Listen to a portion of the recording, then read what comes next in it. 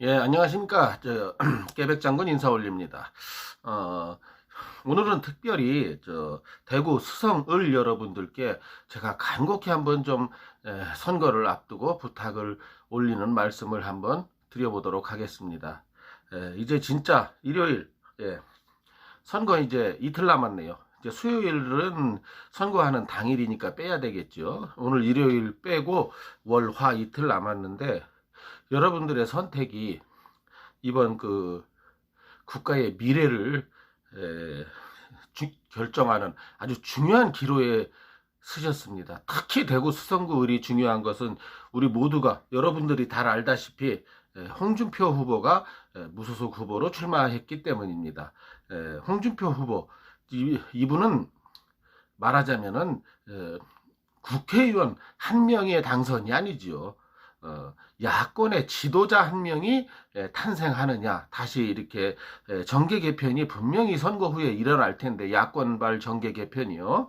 이랬을 적에 지도자 한 명을 뽑는 것입니다. 또 나아가서는 이 나라를 끌고 갈 수 있는 지도자를 뽑는 선거이기에 이번 모든 선거구가 다 중요하겠습니다만, 특별히 대구 수성구 유권자 여러분들께서는 더 중요한 투표를 하는 이번 특별한 선거가 되겠지요. 대구 수성구 후보 여러분들, 유권자 여러분들께서는 지금 이번 선거가 코로나 19에 묻혀서 좀 뭐 바람도 안 불고 또 말 같지도 않은 코로나 19이 오히려 저 정부 여당에 호재로 작용하고 있는 이런 안타까운 상황을 보면서 우리 보수 우파 야권에서는 이번 선거는 절대적으로 문재인 심판, 정권 심판이 돼야 된다. 이거를 꼭 잊지 말아야 됩니다. 특히 대구 수성을 여러분들이라면, 특히 대구에서 정치 1번지로 불리는 여러분들에게 있어서의 판단은 아주 이 나라를 좌지우지할 수 있는 큰 중대한 선거가 되심을 꼭 명심해 주시기를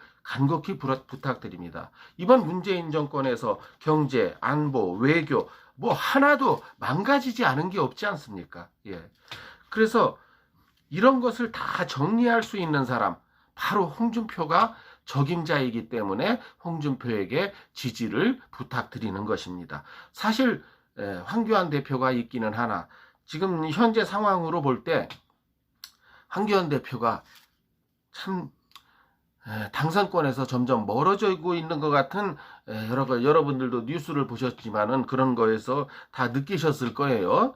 그랬을 적에 홍준표 말고 이 오합지졸 야당을 끌어갈 지도자가 또 누가 있겠습니까? 여러분들이 크게 생각하셔서 한 사람의 국회의원을 뽑는 것보다는 한 사람의 리더를 뽑는 것이 더 중요하기 때문에 이번에 여러분들의 신중한 결정이 꼭 이 나라를 살리는 디딤돌이 된다. 저는 그렇게 생각하면서 그의 적임자 기호 8번 무소속 홍준표 후보를 압도적으로 당선시켜 주시기를 간곡히 호소드립니다. 또 이인선 후보, 미래통합당 이인선 후보 측에서는 뭐 연고도 없는 사람이 왜 대구에 왔느냐 이러는데, 왜 연고가 없습니까? 초중고등학교를 모두 대구에서 졸업하신 홍준표 후보가 대구에 연고가 없다면 말이 됩니까? 제가 서울에서 초중고등학교를 나왔으면 서울이 제가 제2의 고향이라고 말할 수 있는 것 아닌가요? 그리고 우리 인생에 있어서 가장 추억이 남는 시절이 언제입니까? 바로 초중고 시절이 아니겠습니까? 모든 추억이 남는 것이 바로 이런 분을 향해서 대구에 연고가 없다. 그러면 이인선 후보 말대로라면은, 아니 왜 황교안이나 김영호 같은 선관위에서 그렇게 수도권으로 홍준표를 불렀단 말입니까? 홍준표는 수도권에는 더더욱 연고지가 없지 않습니까? 뭐 고려대학교를 나왔다고 해서 동대문을로 출마해야 된다, 뭐 이런 식의 논리라면, 그럼 서울대에 나온 사람은 전부 관악구로 출마해야 됩니까? 말이 안 되는 소리지 않습니까? 연고로 따지면 수도권이 더 없어요. 그런데 거기로 왜 그렇게 오라는 겁니까? 험지 출마를 하기 위해서. 벌써 이인선 후보의 이런 말은 앞뒤가 안 맞는 말입니다. 그러면은 당연히 이인선 후보 말대로라면 김영호 공천위원장이 당시에 고향으로 줬어야죠. 연고가 있는 이런 홍준표 같은 이런 전국구 페이스는요, 어디든지 출마할 수 있는 겁니다. 그렇기 때문에 그렇게 수도권으로도 와달라고 한 거고, 이런 특별한 후보들은요, 그 연고를 넘을 수 있는, 그러니 대구로 출마하는 것이 아무 문제가 되지도 않고, 거기에 초중고등학교까지 대구에서 졸업한 사람을 연고가 없다고 밀어붙이는 것은 말도 안 되며, 또 한 가지 왜 이렇게 헛소리만 찍찍거리는지 모르겠어요. 이인선 후보 측에서. 이제 영원히 복당이 불가하다, 뭐 이런 걸 내세우더라고요. 복당이 불가한 사람한테 표를 주지 말라, 이런 의미겠지요. 이거는 초등학생들도 믿지 않는 사실입니다.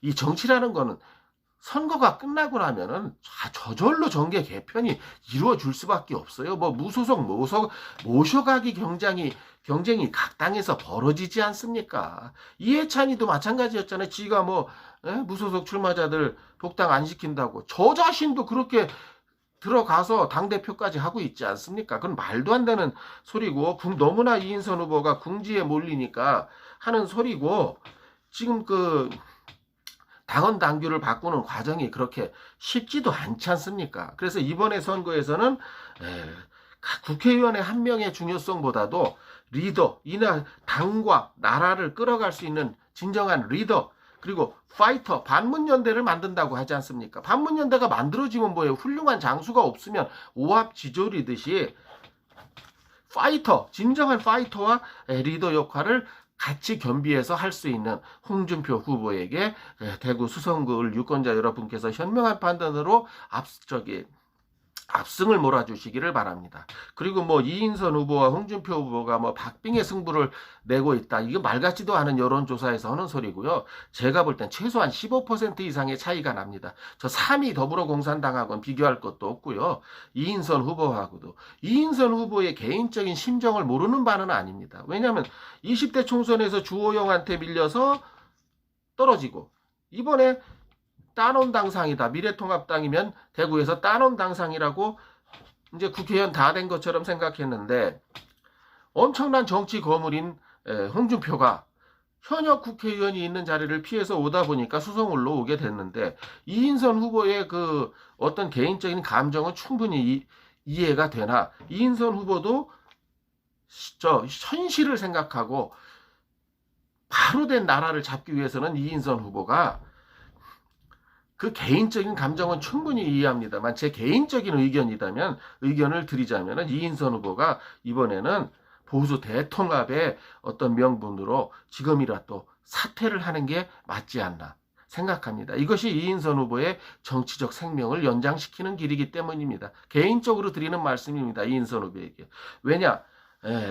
홍준표 후보는 이번에 국회로 입성하면 우선 반문연대를 만들어서 그 정책을 피시겠지요. 그리고 거기 있다가 홍준표 후보께서 대통령 후보로 출마하셔야 되는 다음 그 스텝이 있기 때문에 길어야 2년 안쪽입니다. 국회의원 생활하는 게. 그러면 저절로 보궐선거가 이루어지는데, 여기에서 이번에 협력을 아낌없이 이인선 후보 측에서 해준다면은 다음번 수성을 보궐선거에서 후보자로 누가 낙선이 아니고 누가 후보자로 추대되겠습니까? 이인선 후보에게 저절로 갈 거예요. 그러니까 지금 끝까지 홍준표 대표와 싸운다면 이인선 후보는 개인적으로 정치적인 생명이 끝날 수도 있다는 것입니다. 이런 안타까운 짓을 뭐하러 한다는 말입니까? 이번엔 홍준표 후보를 도우시고, 개인적인 의견임을 밝힙니다.